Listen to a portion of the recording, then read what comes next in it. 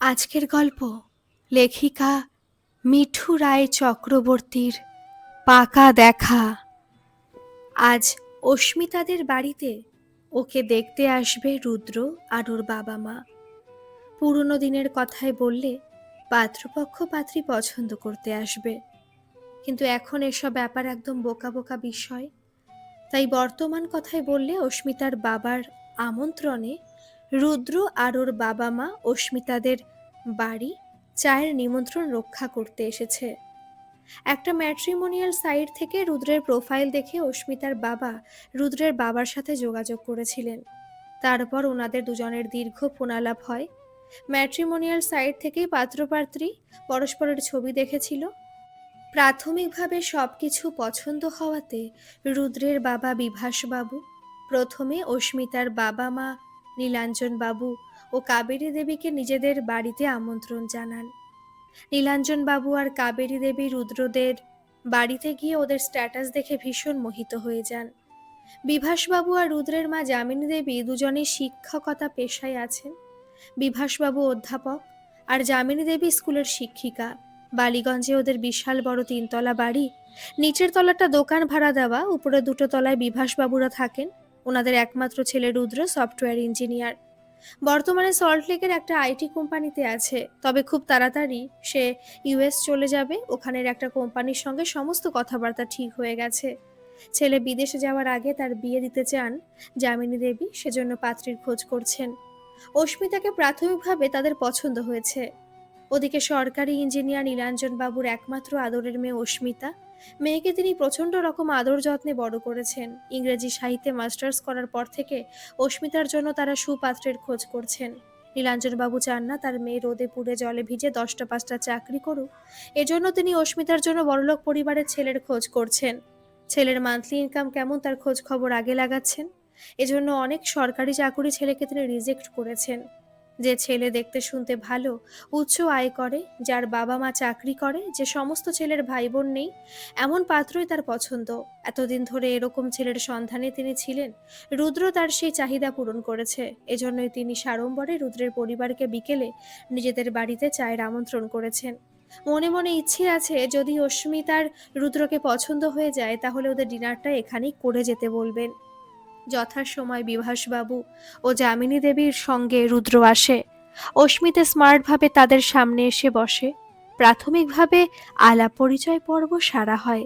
এরপর অস্মিতা রুদ্রকে তার রুমে নিয়ে যায়। সেখানে ওদের আলাপচারিতা আরম্ভ হয়। তুমি জীবনে কি করতে চাও অস্মিতা? তোমার জীবনের লক্ষ্য কি? এই তো বিয়ে করছি, এরপর সংসার করব। আরে এটা তো সব ছেলেমেয়েরাই করে। একটা নির্দিষ্ট বয়স হলে সবাইকে বিয়ে করতে হয়। আমি জানতে চাইছি তোমার এইম কি? তুমি চাকরি বাকরি কিছু করতে চাও? না না বাবা, ওসব আমার দ্বারা হবে না। সারাদিন রোদে গরমে ঘোরাঘুরি আমি করতে পারবো না। অস্মিতার জবাব শুনে রুদ্র একটু যেন অবাক হয়। সে অল্প হেসে বলে, কিন্তু অস্মিতা, তুমি তো ইংরেজিতে মাস্টার্স করেছো। বিয়ের পর আমরা ইউএসএ গিয়ে থাকবো। সেখানে তুমি চাইলে তোমার পছন্দ মতো কোনো জব করতে পারো। অথবা তুমি যদি আরো পড়াশোনা করতে চাও, যদি পিএইচডি করতে চাও, তাতেও আমার কোনো আপত্তি নেই। আমি তোমাকে ওখানকার ইউনিভার্সিটিতে ভর্তি করে দেব। রুদ্রের কথা শুনে অস্মিতা মনে মনে বিরক্ত হয়। সে মনে মনে ভাবে, চাকরি করব, পড়াশোনা করব, এজন্য তোমাকে বিয়ে করছি নাকি? বাপির কথা মতো কোনো মতে টেনে টুনে ইংরেজিতে এমএ পাশ করেছি, তারপর ওখানেই ইতি। আর আমি পড়াশোনা ধার পাশে যাচ্ছি না। আর চাকরি করব না বলেই তো আমি তোমার মতো একজন ব্রিলিয়ান্ট সফটওয়্যার ইঞ্জিনিয়ারকে বিয়ে করছি বাছাধন। সারা জীবন পায়ের উপর পা তুলে থাকবো, এদিক ওদিক ঘুরবো ফিরবো, বেড়াবো, মজা মস্তিতে জীবন কাটাবো। এজন্যই তো বিয়ে করছি। চাকরি পড়াশোনা এসব আমার জন্য নয়। কিন্তু এই মাথা মোটাকে কে বোঝাবে? তাই মিষ্টি হেসে বলে, I prefer to be housewife Rudra. তুমি অফিস থেকে আসবে, আমি বাড়িতে তোমার জন্য সেজে গুজে অপেক্ষা করব, ঘরদোর সাজিয়ে গুছিয়ে রাখবো, তোমার যত্ন করব। এটা কি তুমি চাও না? না না, আমি সেভাবে বলতে চাইনি অস্মিতা। ইট ইজ অ্যাবসলিউটলি তোমার চয়েস। আসলে আমার মনে হয় আমাদের দেশের প্রত্যেক নারীকেই স্বনির্ভর হওয়া উচিত। তুমি চাকরি করতে না চাইলে ইটস ওকে। আচ্ছা চাকরির কথা ছেড়ে দাও, তোমার হবি কি? তুমি কি গান গাইতে ভালোবাসো নাকি নাচ করতে? ভবিষ্যতে যদি তুমি তোমার হবিকে নিজের প্রফেশন বানাতে চাও তাহলেও আমার কিন্তু আপত্তি নেই। আবার মনে মনে গর্জন করে অস্মিতা, আমি লোককে গান শিখিয়ে নাচ শিখিয়ে টাকা ইনকাম করব, বড্ড শখ। এতই যদি টাকা রোজগারের ভাবনা, বউকে দিয়ে যদি টাকা রোজগার করাতে চাস, তাহলে চাকুরে মেয়েই তো বিয়ে করতে পারতিস।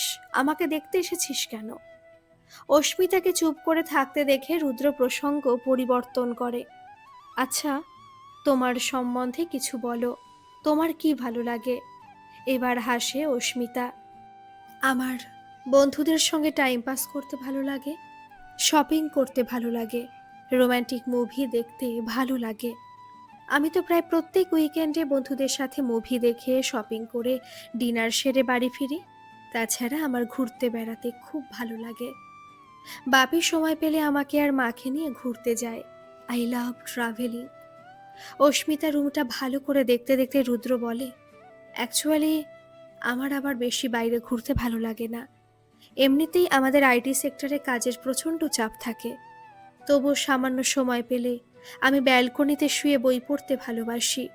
তাছাড়া আমার মায়ের গার্ডেনিং হবি। আমাদের বাড়িতে গেলে তুমি দেখবে বিভিন্ন ধরনের গাছ আছে। আমি ভোরে উঠে মায়ের হাতে হাতে একটু গাছগুলো যত্ন নিই। আমার বেশ ভালো লাগে। রুদ্রের কথা শুনে থমকে যায় অস্মিতা। বই পড়ে, গান শোনে, মায়ের হাতে হাতে কাজ করে, বেশ গুড বয় তো। তুমি কোথায় কোথায় ঘুরতে গেছো রুদ্র? এমনিতেই মাঝে মাঝে আমাকে বিভিন্ন জায়গায় কোম্পানি তরফ থেকে যেতে হয়, তাই শখ করে আর ঘুরতে যাওয়া হয় না। তবে বাবা মায়ের সঙ্গে প্রত্যেক বছর পুজোর সময় একটা ফ্যামিলি ট্রিপ করি। পিসিমণি, পিসান, বাবুয়া, ঝিমলি সবাই মিলে একসাথে যাই। দারুণ মজা হয়। পিসিমণি পিসান একদিন আসবে তোমাকে দেখতে। ও, তুমি কি বিয়ের পরেই আমাকে ইউএস নিয়ে যাবে? অস্মিতার কথায় চমকে যায় রুদ্র। সেটা দেখে অস্মিতা তাড়াতাড়ি নিজেকে সংশোধন করে। না মানে, তোমাদের যদি আমাকে পছন্দ হয়, যদি দুই পরিবারের কথাবার্তা সব ঠিকই থাকে, তাই জিজ্ঞাসা করছি। এখনো কিছু ঠিক করিনি, তবে সময় তো একটু লাগবেই। বিয়ে করেই তো আর সঙ্গে সঙ্গে বউকে নিয়ে বাইরে চলে যাওয়া যায় না। বিভিন্ন ধরনের অ্যারেঞ্জমেন্ট আছে। মা বাপির সঙ্গে কথা বলে পরে ওসব ডিসিশন নিতে হবে। চলো এবার বাইরে যাই। বাইরে ড্রয়িং রুমে এসে বসে রুদ্র আর অস্মিতা। রুদ্রের গম্ভীর মুখটা দেখে যামিনী দেবী একটু অবাক হন। এদিকে রুদ্র বসে বসে ভাবতে থাকে, অস্মিতার সঙ্গে তার চরিত্রের বেসিক কোনো মিল নেই। স্বভাবও দুজনকার আলাদা।